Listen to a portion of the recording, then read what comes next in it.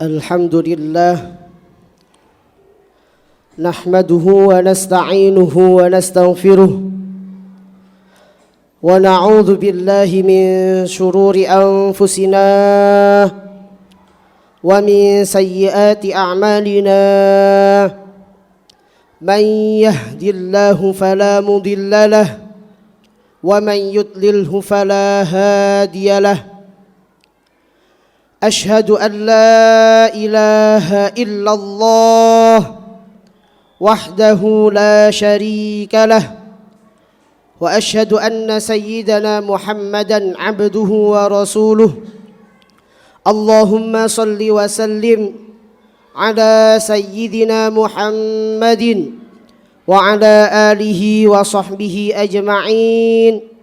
أما بعد، فيا أيها الناس فيا أيها الحاضرون اتقوا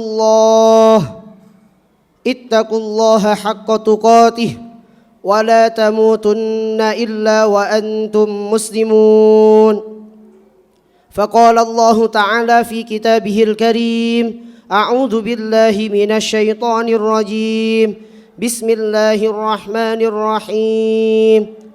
يا أيها الذين آمنوا اتقوا الله حق تقاته ولا تموتن إلا وأنتم مسلمون. صدق الله العظيم. Hadirin jamaah Jum'ah rahimakumullah. Luqman Al-Hakim pernah berwasiat kepada putranya, Ya bunayya, innad dunya bahrun amiq, qad gharaqa fiha katsirum minan nas, faj'al safinataka fiha taqwallah. Ya bunayya, wahai anakku, innad dunya bahrun amiq, sesungguhnya dunia diibaratkan sebagai lautan yang sangat dalam. Qad gharaqa fiha katsirum minan nas, sungguh banyak manusia yang tenggelam di dalam lautan yang dalam tersebut tanpa ada kapal yang mengantarkan mereka dengan selamat.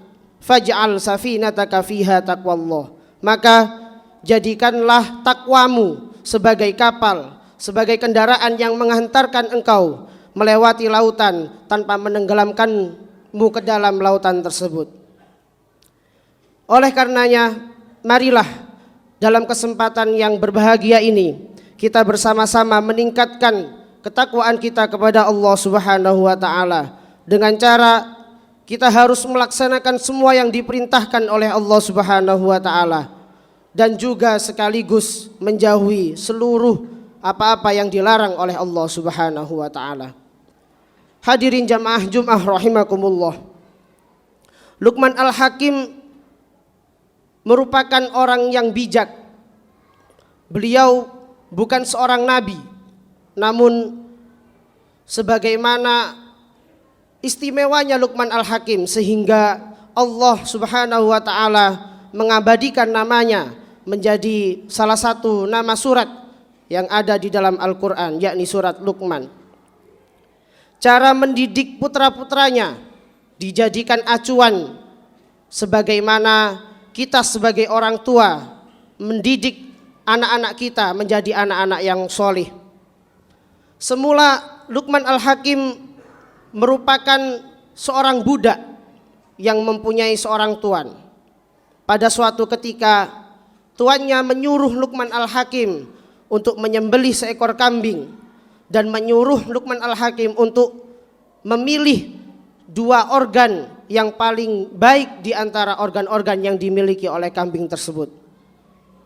Luqman Al-Hakim pun menyembelih kambing tersebut, kemudian mengolahnya dan memilihkan dua organ untuk tuannya, di mana dua organ ini dianggap paling baik di antara organ-organ yang dimiliki oleh kambing tersebut, yakni hati dan lidah atau lisan dari kambing tersebut.